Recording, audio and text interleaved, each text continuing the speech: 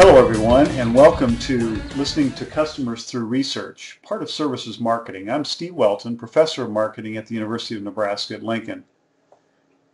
If you will recall, we are talking about the GAPS model of service quality and Provider Gap 1. Provider Gap 1 is the listening gap and is comprised of the 4 bullet points you see on this chart. In this segment, we'll be talking about the first bullet point, which is inadequate marketing research orientation.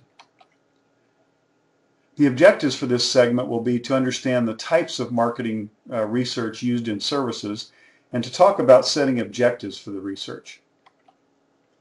Some learnings from experience. Over the years, I've learned several things in both leading a marketing research organization and being part of the management team that use marketing research. First of all, marketing research is more art than science. Because we're dealing with people, we're measuring beliefs, behaviors, attitudes, and those are all variable when you're dealing with people. So, marketing research is more art than science. The other thing I've learned is that my old adage, cheap is good, free is better. Many people conjure up images of white lab coat scientists with highly statistical analysis and very expensive research. And some companies do that, but the place I would recommend you start with is with either inexpensive or free information which is available to you all around your company. The third one, without clear objectives, you got nothing. You have to set clear objectives or else you're going to have unclear results.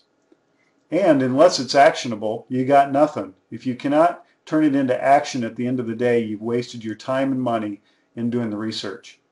And unless you use multiple methods, you've got nothing. If you only listen to one area of research and based your recommendations and actions on that, you will be incomplete and in some cases very misleading. All right, the stages in the marketing research process. First of all, you have to identify the problem and set the objectives. Very important. We'll talk about that in just a minute. Then based on those objectives, you determine the methods and the process you're going to use to do your market research. Then you implement the program, collect and tabulate the data, interpret and analyze the findings, and report the findings. And then I would add a 7th step on here, which is called use the findings, probably the most important aside from setting the objectives. All right, so let's talk about setting the research objectives. What do? Well, you start with the end. What do I want to know? Start with the end in mind. Envision what exactly you want to know and develop the questions you want answered. And this should be a process that you use with your management team to identify those and obtain agreement. If you don't have agreement from the management team, you shouldn't even start. Very important. The best way to do this is to use a product charter or some other document that really guides you through the process of identifying the questions and objectives and getting everybody on that management team to agree in writing as to what those are.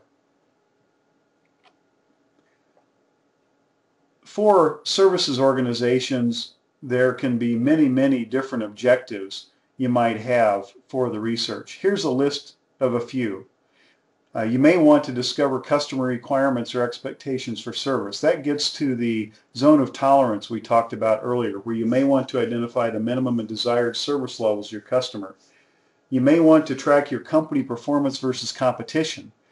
In the financial services industry, we had associations and third-party services that could do this or help us do this when we didn't have staff. For example, in the financial services world, DALBAR, D-A-L-B-A-R, is an organization that will benchmark companies and compare them with your competitors. So they actually send a person in to make a purchase of your company and then rate it on service quality dimensions.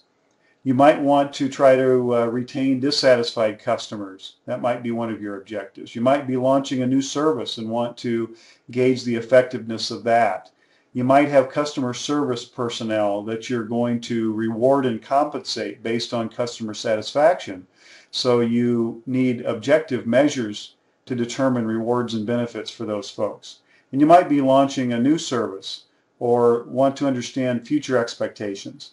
Lots of objectives you could have for this research.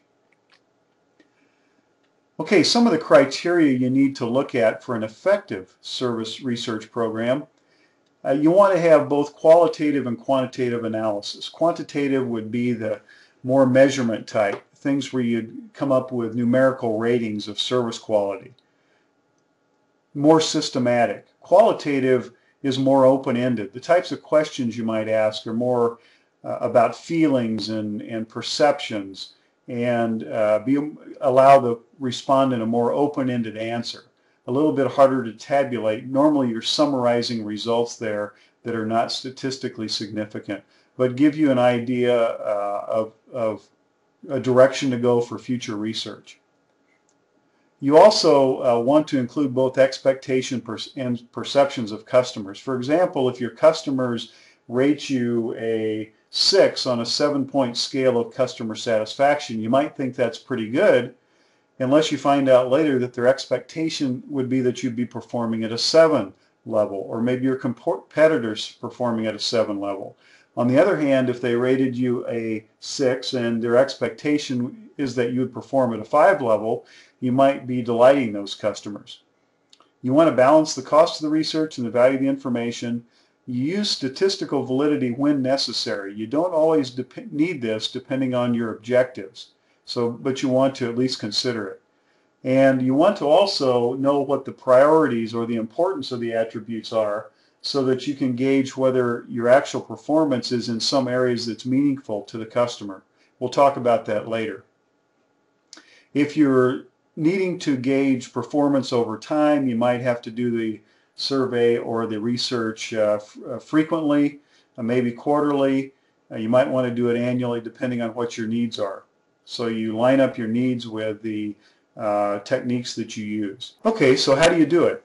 Well, there are actually several different techniques you can employ. You can ask customers directly through mail, phone, face-to-face, or online. You can do it one-on-one or in groups, formally or informally. I've been a part of focus groups that were very formal in the sense that we had a trained facilitator, a highly structured interview process, and we were recording it from behind a two-way mirror with a management team. I've also run informal focus groups that we just record by hand, and it was run by one of the staff members on our team. So depending on your objectives, there's a number of different ways to do this. You can observe the customers.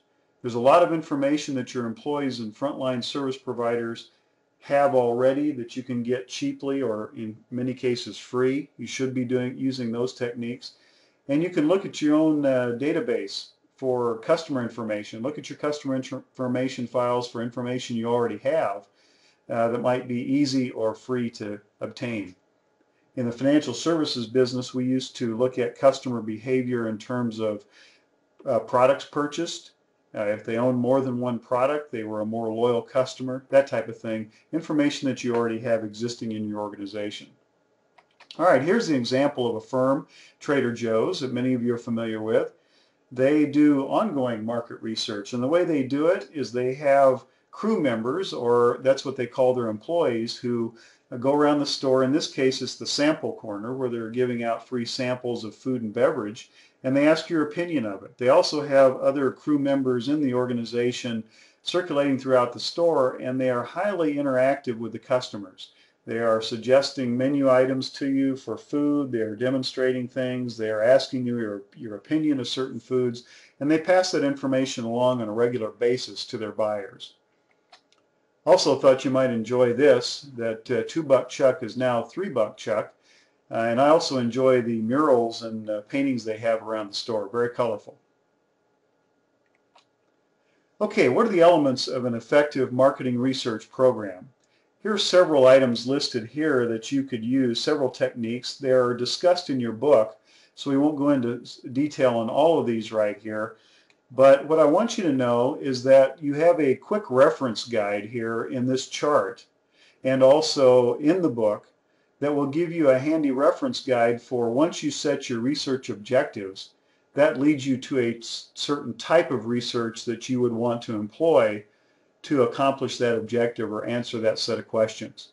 And you can line those up and go down and say if your objective is X, then the type of research techniques we might want to use are X, Y, and Z.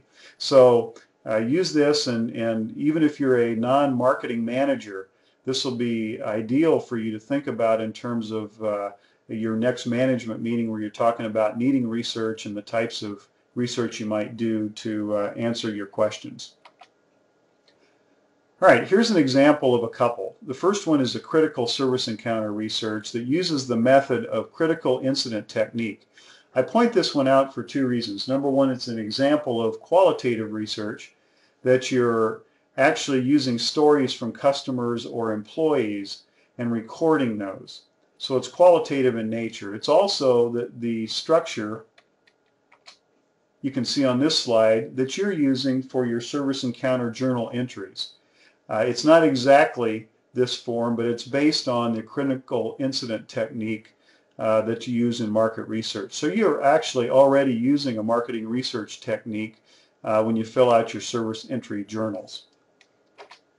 An example of quantitative research would be ServQual studies, and ServQual studies are widely used in the services industry to measure customer satisfaction, customer expectations and perceptions based on 21 service attributes that are grouped by the 5 dimensions of service quality we learned earlier, the RATER acronym, reliability, assurance, tangibles, empathy, and responsiveness. Typically, this is a numerical measurement using a Likert scale, and a Likert scale is one that would range from, for say, 1 to 7, with 1 being the least satisfying to 7 being the most satisfying in terms of the customer service rating on a particular dimension. So you can Google actually ServQual and find a lot of information because many service organizations use this, and in the textbook there's examples of the kinds of questions you would ask to get at both expectations and perceptions based on these attributes. So to summarize, we've discussed the type of marketing research used in services and the importance of setting clear objectives for research. That's it for this segment. Until next time, take care.